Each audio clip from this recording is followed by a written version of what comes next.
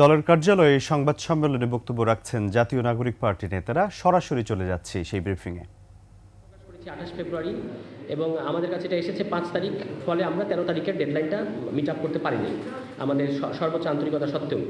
তো তারপরে আমরা আমাদের আলোচনার ভিত্তিতে একটা টিম কাজ করেছে এই স্প্রেডশিট সুপারিশগুলো নিয়ে, এবং কোনো কোনো ক্ষেত্রে যারা বাইরের বিভিন্ন বিষয়ভিত্তিক এক্সপার্ট, যেমন বিচার বিভাগ কিংবা দুর্নীতি দমন কমিশন কিংবা সংবিধান, এসব ক্ষেত্রে যারা বিষয়ভিত্তিক এক্সপার্ট, তাদের সাথেও আমাদেরকে কথা বলতে হয়েছে।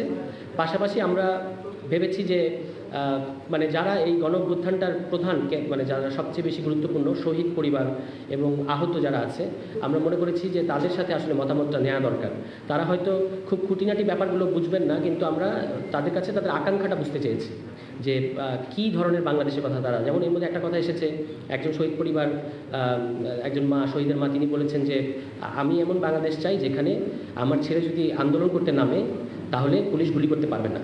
তাহলে আমাদেরকে ভাবতে হয়েছে যে আমরা বিচার বিভাগ কিংবা সংবিধান সম্পর্কিত যে সংস্কার প্রস্তাবগুলো আছে সেখানে এই কথাটাকে কীভাবে ট্রান্সলেট করবো, এই আকাঙ্ক্ষাটাকে কীভাবে ট্রান্সলেট করবো। তো সেটা আমরা ভাবার চেষ্টা করেছি এবং দেখেছি যে তাদের এখানে সেটা আছে কিনা, না থাকলে আমরা মন্তব্য করেছি। তো এর বাইরে এই আহত এবং শহীদ পরিবারের বাইরে বিষয়ভিত্তিক এক্সপার্ট এছাড়াও আমাদের যারা অর্গানোগ্রাম আছে, মানে যারা বিভিন্ন পদধারী নেতা আছেন, তাদের সাথে আমাদেরকে নিয়ে বসতে হয়েছে আমাদের প্রস্তাবগুলো নিয়ে। এবং সর্বশেষ গতকাল আমাদের একটা সাধারণ সভা ছিল, জেনারেল মিটিং, যেখানে আমরা যে কাজগুলো করেছি সেগুলো সম্পর্কে আমাদের কেন্দ্রীয় সদস্যদের ব্রিফ করেছি।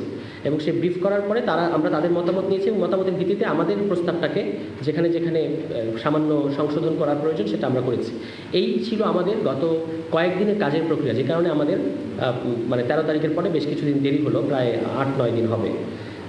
তো এর বাইরে আমরা যখন কাজ করেছি তখন আমরা দেখেছি, আপনারাও জানেন যে তারা যেভাবে এগুলো চার্ট করে দিয়েছেন, একমত নই, আংশিক একমত, এটা একটা। তো আমরা একমত নই, আংশিক একমত, তিনটার ক্ষেত্রে আমাদের বিভিন্ন প্রস্তাবের ক্ষেত্রে আমাদের এই অবস্থানগুলো আছে। কোনো কোনো ক্ষেত্রে আমরা পুরোপুরি একমত হয়েছি, কোনো কোনো ক্ষেত্রে আমরা আংশিক একমত হয়েছি, এবং কোনো কোনো ক্ষেত্রে আমরা একমত হতে পারি নাই।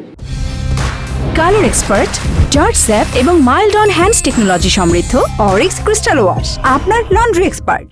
তো যে সকল ক্ষেত্রে আমরা আংশিক একমত হয়েছি এবং আমাদের কাছে মনে হয়েছে যে আরও কিছু বাড়তি মন্তব্য করা দরকার, সেটা আমরা মন্তব্যের ফর্মে করেছি এবং এর বাইরে আরও বিস্তারিত আকারেও লিখিতভাবে তাদের কাছে পড়ব। আর সংস্কার বাস্তবায়ন পদ্ধতির ক্ষেত্রে তারা 6টা পদ্ধতি প্রস্তাব করেছেন।